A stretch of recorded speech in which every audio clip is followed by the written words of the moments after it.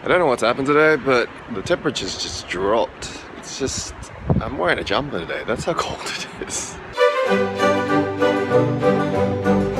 Hey guys, welcome back.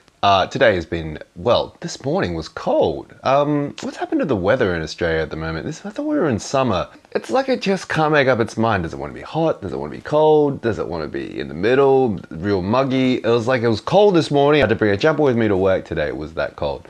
And then when I went out midday to go buy some stuff, it was just muggy, and I was walking out going, why am I wearing a jumper? I'm an idiot. In other news, I've started drawing a lot more recently, which is something I wanted to catch up on. I've kind of ditched the iPad and started going back to drawing with pen and paper, and I really enjoy it. I'll show you some of the stuff I've been drawing. I've been drawing stuff like this. He's a bit grizzly. Look at this detail in his face here. He's very grizzly. And this lady, which I drew today.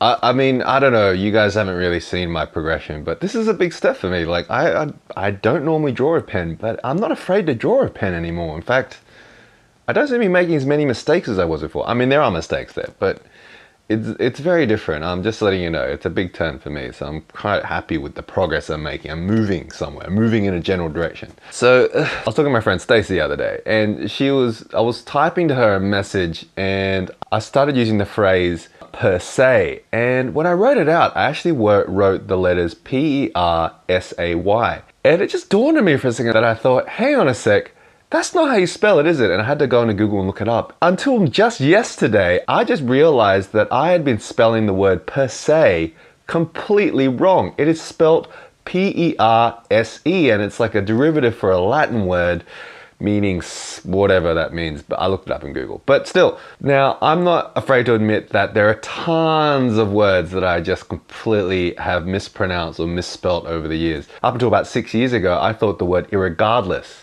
was a word. It wasn't until I found out later that it's just the word regardless. I don't know where I get all this stuff from, where this misinformation comes from. It's just maybe a part of my upbringing. I mean, for the longest time growing up, I thought the way pronounced also was pronounced oso, because that's the way my parents pronounce it. My parents also pronounce the word towel as tower, because that's just the way they can pronounce it. So I just thought it was the word tower. English is not my parents' first language, so I don't blame them for being able to mispronounce stuff. But me, I grew up pretty much in Australia. I don't have an excuse. I should know these words, right? But there are so many words. I just realized there are just a multitude of words that I probably don't know. And to be honest, I've been trying to fake it my whole life. English is not my forte. I'm trying very hard to learn all these words, but there are so many English words with so many different meanings. It's exhausting. I mean, I even took the most difficult English when I was in high school. I really shouldn't have. I really should have just taken one of the regular Englishes, because English is such a hard language. It just means so much.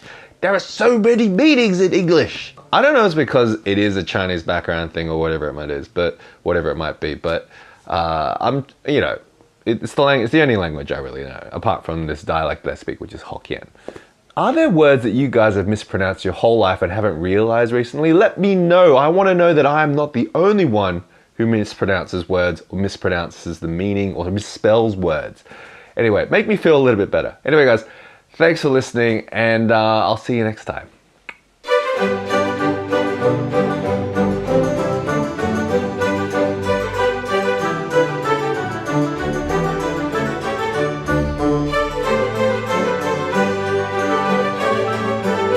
Hey guys, easy to draw a head. Let's start with the circle. So first, let's get a pen going. Where is it? What's the one that I use all the time? I forget. I name all these things and I still don't know what they're called. Okay, let's start with a circle. So let's start with a... Oh, it's a terrible circle. Let's start with a circle. Sort of a circle. This is probably the hardest part you have to do, is draw that circle. Draw that circle. That's it, draw the circle. Now, what you're going to do is you're going to draw a line right down the middle. Actually, yeah, right down the middle like this.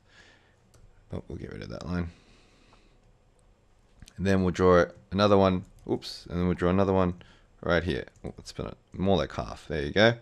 And then what we're going to do is we're going to, about 3/4 of the way through, about there, maybe about there, 2/3 of the way down, 1/3 of the way down from there to there, and 1/3 of the way down there, we're going to Put a little line there.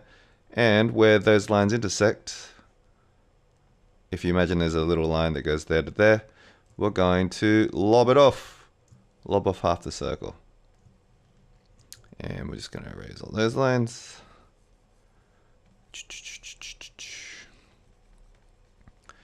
Now we're going to draw in the nose, which is about halfway, about there. We're going to put in a little bit of a notch here, and then a notch here, a notch here. And this will be where our eyes will be, roughly, about there.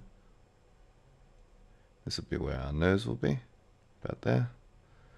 And about there to there, just about, it's actually more about here. Let's erase this. Your ears are about just between the nose and the eyes, the top of the eyes and the nose, so they're about here. This is looking a bit Frankenstein-y, but it's okay. And the mouth will go about here. So just, I notice at the edge of the lips, depending on the type of person, but they're just about, they sort of just run just in the middle of the eyes here, just the end of the lips will run there. So I'll put in the eyes, put in the eyebrows, put in some lips. Just erase some of these details, these marker, these lines. There is sort of a shape, like your head sort of has a little shape, like there's a little bit of an edge here, but we're not going to worry about that so much. Let's tidy this up a little bit so it's not so messy. He's got a very square jawline. You can actually make the jawline a little bit less round. I mean, a little bit less square, but just rounding these things off a little bit. Let's draw in the ear bits. Just a very basic ear. I'll just get rid of some of these lines so we can see what we're doing.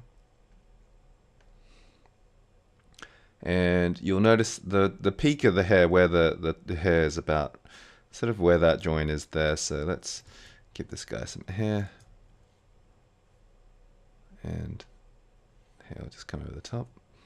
I'm not very good at the hair, styling the hair. This is something that I haven't quite mastered yet, but this will work for the meantime. And draw the neck. And I know you're not here to, I'm not going to go into the neck anatomy, but you get the idea. Let's make him smile. Yeah, he's got a bit of a smile. He's happy, he's happy.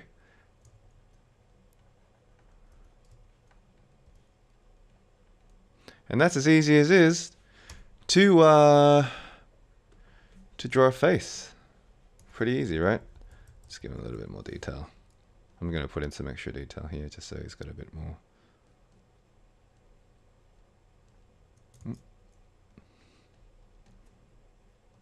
His eyebrows are a bit thin for a dude, I think, but you know, what are you going to do? What are you going to do?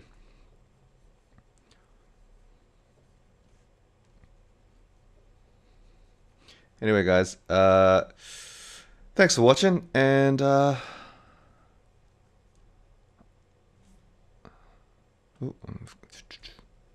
make his eyebrows a bit thicker. No, whoops, wrong brush. I need the hard pressure one. There you go. Give him some manly eyebrows.